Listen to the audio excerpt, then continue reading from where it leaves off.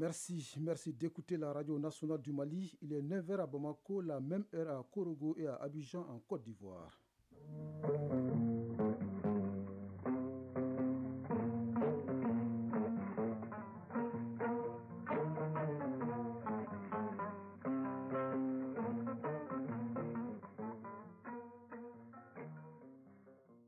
Le journal Bourama Traoré. Les titres. Journée de mobilisation et d'affirmation de la souveraineté. Il y a 2 ans que le peuple malien a décidé de prendre son destin en main. Ce 14 janvier marque les 2 ans de ce qui s'apparente à la nouvelle indépendance du Mali. Ils ont eu leur salut grâce au gouverneur de la région de Koulikoro. Plus de 200 travailleurs des grands moulins du Mali ne bénéficiaient d'aucune couverture sociale. La société foulait au pied la législation du travail en vigueur au Mali, une situation qui se conjugue désormais au passé. Ils sont nombreux les couples qui ont des difficultés à concevoir un enfant. Cela s'appelle l'infertilité. Quelles sont les causes? Y a-t-il un traitement? Les réponses dans le Focus Santé de ce dimanche à suivre en fin d'édition.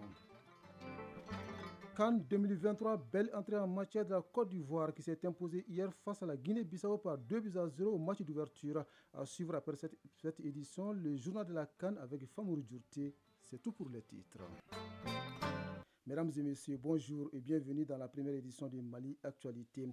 Jour de célébration au Mali, ce 14 janvier marque le 2e anniversaire de la grande mobilisation des Maliens contre les sanctions de l'UEMOA et de la CEDEAO infligées à notre pays. Depuis cette date, le Mali a donc décidé de prendre son destin en main et d'affirmer sa souveraineté pleine et entière. Aujourd'hui, l'armée malienne opère en toute autonomie sur l'ensemble du territoire national. Un programme d'éducation aux valeurs a également été adopté. Des acquis parmi tant d'autres sur lesquels revient le ministre en charge de la refondation de l'État dans ses comptes rendus signés Sohona Kamisoko. Tout est parti un vendredi 14 janvier 2022. Ce jour-là, plus de 4 millions de personnes se sont mobilisées au Mali et à l'étranger pour dénoncer les sanctions de l'UEMOA et de la CEDEAO contre notre pays. Cette mobilisation patriotique et inédite était une réponse à l'appel des autorités de la transition. Dès lors, le 14 janvier symbolise la lutte pour la souveraineté retrouvée au Mali. Ibrahim Ikassa Maïga, ministre de la refondation de l'État, chargé des relations avec les institutions. Comme un seul homme, les Maliennes et les Maliens, à l'intérieur comme à l'extérieur, se sont dressés pour contrer cette volonté d'arrêter le processus de refondation décidé par les Maliens. Oui, ce 14 janvier 2022, il a fallu de la détermination au Mali. Oui, nous avons tenu face à ces sanctions, face à l'ignominie, face à la méchanceté. Le peuple malien a montré sa résistance et sa résilience. Pour saluer et magnifier cet acte patriotique, le président de la transition, son Excellence le colonel Assimi Goïta, chef de l'État, a décidé de commémorer désormais cette date historique. Cette journée permet également aux décideurs de jeter un regard rétrospectif sur les progrès accomplis en matière de lutte pour la souveraineté. Le peuple malien a su définir et tracer sa voie avec des principes phares comme le respect de la souveraineté du Mali en toutes circonstances, le respect des choix stratégiques et des partenariats opérés par le Mali, mais également la défense des intérêts supérieurs du peuple malien dans toutes les décisions prises. Le contexte particulier de cette année est la reconquête de Kidal, que les forces armées maliennes, avec bravoure, stratégie, intelligence, ont pu ramener dans le giron du Mali. Aujourd'hui, l'intégrité territoriale du Mali est sauf. Cette 2e édition de la Journée nationale de la souveraineté retrouvée sera marquée par des leçons modèles, des symposiums et des conférences en milieu scolaire et universitaire. Le tout pour mieux expliquer le bien fondé de ce combat. À présent, c'est communiqué en lien avec cette journée. Dans le cadre de la commémoration de la Journée nationale de la souveraineté retrouvée, Le ministre de la Refondation de l'État chargé des relations avec les institutions, en collaboration avec le ministre de l'Enseignement supérieur et de la recherche scientifique, convie la communauté universitaire, enseignants, chercheurs et étudiants, la société civile ainsi que l'ensemble des forces vives à prendre part à la conférence de lancement animée par le Premier ministre, chef du gouvernement, Dr Choguel Kogala Maïga, ce dimanche 14 janvier 2024 à 10h30 dans l'amphithéâtre de l'Université des Lettres et des Sciences de Bamako, 6 à Kabbalah. Cet événement constitue une opportunité exceptionnelle de réflexion et d'échange sur les enjeux de la souveraineté nationale dans un contexte marqué par la restauration de l'intégrité du territoire national à travers les actions salvatrices des forces armées maliennes ayant abouti à la reprise des Kidal. La présence effective de toutes et de tous est vivement attendue pour magnifier ensemble cette date mémorable décrétée par son Excellence le colonel Assimi Goïta, président de la transition chef de l'État, pour maintenir vivace la flamme de la vision de la refondation du Mali. Sur la scène internationale, au Sénégal, le Conseil constitutionnel publie une liste provisoire de 21 candidats à la présidentielle du 25 février prochain, parmi lesquels l'actuel Premier ministre Amadou Ba, candidat du camp présidentiel, ainsi qu'Idrissa Seck. Du côté de l'opposition, l'ancien maire de Dakar, Khalifa Sall et Karim Wade sont également retenus. Les principaux opposants Ousmane Sonko n'y figurent pas. La liste définitive devra être publiée avant le 20 janvier 2024. Les Comoriens votent ce dimanche pour l'élection présidentielle. Le président sortant Azali Assoumani brigue un second mandat face à 5 candidats d'opposition. Ses partisans croient au coup KO, c'est-à-dire une réélection dès le premier tour afin de poursuivre les projets en cours dans le pays. Élu en 2016, Azali Assoumani a le soutien de l'Alliance pour la mouvance présidentielle. Ses adversaires espèrent que l'alternance est possible. Au Tchad, le mouvement patriotique du Sali, ex-parti au pouvoir, a investi hier le président de la transition Mohamed Idriss Déby Itno comme son candidat à la prochaine élection présidentielle. C'était au cours du congrès du MPS. La nouvelle constitution du Tchad n'empêche pas le président de la transition de briguer la magistrature suprême. Au Nigeria, le président Bola Tinubu suspend la ministre des Affaires humanitaires et de la lutte contre la pauvreté, Beta Edu. Elle est accusée par l'opposition d'avoir détourné 50 millions de dollars, dont une partie aurait été directement versée sur un compte bancaire de la ministre. Hier, le président Tinubu a également suspendu tous les programmes gérés par l'Agence du Programme national d'investissement social pendant au moins 6 semaines, selon un porte-parole de la présidence, qui ajoute qu'une enquête est en cours. Enfin, le secrétaire général adjoint de l'ONU a appelé le Conseil de sécurité à poursuivre ses efforts pour prévenir l'escalade du conflit au Moyen-Orient. De leur côté, les Houthis du Yémen promettent une riposte féroce aux récentes frappes dirigées par les États-Unis. Le président Joe Biden, lui aussi, avertit que le groupe pourrait faire face à d'autres frappes américaines. Retour au Mali pour parler de cette réalité. Plus de 200 employés des Grands Moulins du Mali ne bénéficiaient d'aucune couverture sociale. Cette société foulait aux pieds la législation du travail en vigueur au Mali. Une inspection du gouverneur de région, le colonel Lamine Kapouri Sanogo, a permis de mettre fin à cette situation. Sous l'œil vigilant du chef de l'exécutif régional, des contrats ont été signés dans ce sens afin de mettre les travailleurs de la société dans leurs droits. Ousmane Koïta de notre bureau régional à Koulikoro était également présent pour Mali Actualité.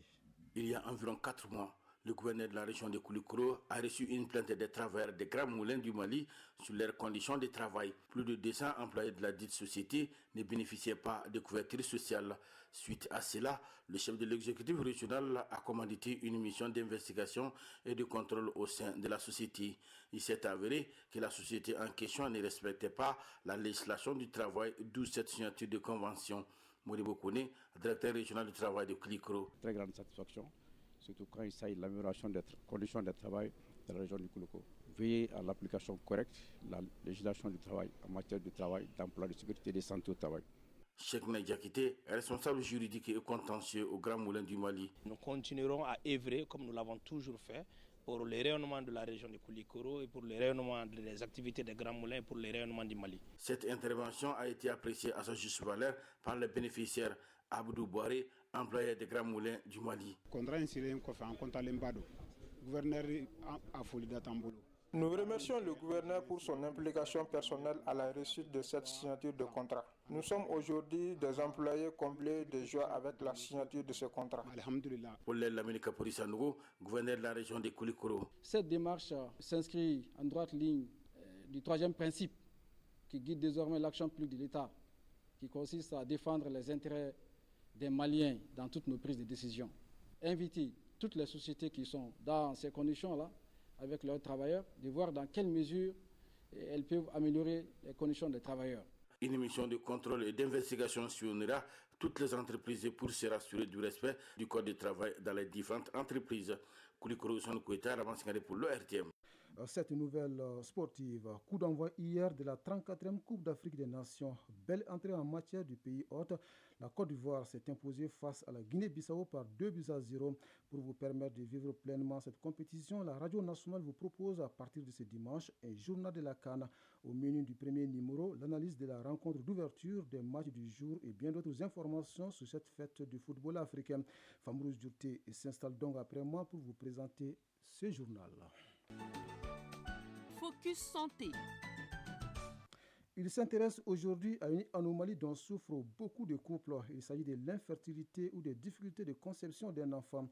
L'homme ou la femme pourrait être en cause au nombre des facteurs, les infections ou encore l'irrégularité du cycle.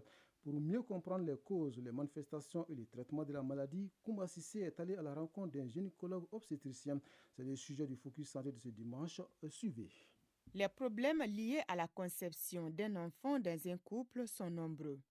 Les infections génitales féminines et masculines, l'irrégularité du cycle et même l'azospermie peuvent être à l'origine de l'infertilité. Professeur Drissa Kariba Konaté, gynécologue obstétricien. C'est chez la femme que les infections causent vraiment les soucis de fertilité. Il y a les infections à chlamydia, il y a les infections à mycoplasme, il y a également d'autres infections comme les gonorrhées, les gardnerella vaginalis et autres. Au niveau de l'éjaculation, il y a deux problèmes. Un premier problème qui est situé au niveau de la production même des spermatozoïdes. C'est des gens chez qui le spermatozoïde n'est pas produit. Donc, dans le sperme, il y a le liquide, mais l'élément même essentiel pour la fécondité du spermatozoïde n'existe pas. Le second cas, c'est les problèmes d'évacuation, c'est-à-dire le conduit qui amène le sperme au dehors. Souvent, c'est à ce niveau que c'est bouché suite à des infections sévères causant des inflammations et des obturations. En plus des infections, le fibrome utérin peut aussi provoquer l'infertilité chez la femme. Il y a un groupe de fibromes qu'il faut traiter parce qu'ils peuvent être effectivement responsables d'infertilité. Ça, c'est les fibromes qui sont situés à l'intérieur de l'utérus, qui sont intracavitaires ou bien qui sont sous-muqueux, donc qui sont vraiment en interne. Pour remédier au problème, le diagnostic des causes de l'infertilité est primordial. Professeur Drissa Kariba Konaté. Tout commence effectivement par l'examen de la femme, chez qui on va rechercher des infections. On va pousser pour faire un bilan hormonal, regarder si au niveau de la production des hormones, il n'y a pas de souci, voir si la femme a un cycle régulier. Ensuite, se suivra l'examen de l'organe génital féminin, à savoir le col, l'endomètre, les trompes et les ovaires. Chez l'homme, on fait le spermogramme pour regarder est-ce que la quantité des spermatozoïdes, la valeur est normale, est-ce que les spermatozoïdes sont bien mobiles, est-ce que leur forme est normale, est typique ou atypique. Une fois le problème connu, le traitement s'ensuit. Une fois qu'on a fait l'antibiogramme, le traitement adapté donné, généralement l'infection, on en arrive à guérir cette infection. En plus de l'antibiotique, il y a également des anti-inflammatoires qu'on donne. Les infections peuvent également provoquer des obstructions au niveau des trompes. Boucher les trompes, souvent on utilise des méthodes de cathétérisme pour déboucher les trompes. Dans certains cas, si le traitement médicamenteux n'a pas été efficace, le dernier recours, c'est l'insémination. Professeur Drissa Kariba Konaté. Généralement, on va vers l'insémination quand on a essayé la méthode naturelle sans avoir de résultats probants. C'est en ce moment qu'on va vers l'insémination. Donc l'insémination va consister à prendre le spermatozoïde, préparer au laboratoire et de l'injecter dans l'utérus. Alors, ceux qui sont dans des cas similaires, la recherche de la cause est très importante. Elle permet d'établir le diagnostic et de prescrire le traitement à suivre. Cette page santé met un terme à cette première édition qui vous a été servie par un trio Traoré. À la mise en ligne, Ségou Traoré, Aux manettes, Bintou Traoré, devant ses micros, Bourama Traoré. Le prochain rendez-vous avec l'information, c'est à 13h. Merci à vous de nous avoir suivis et passez d'excellents moments de radio à notre compagnie.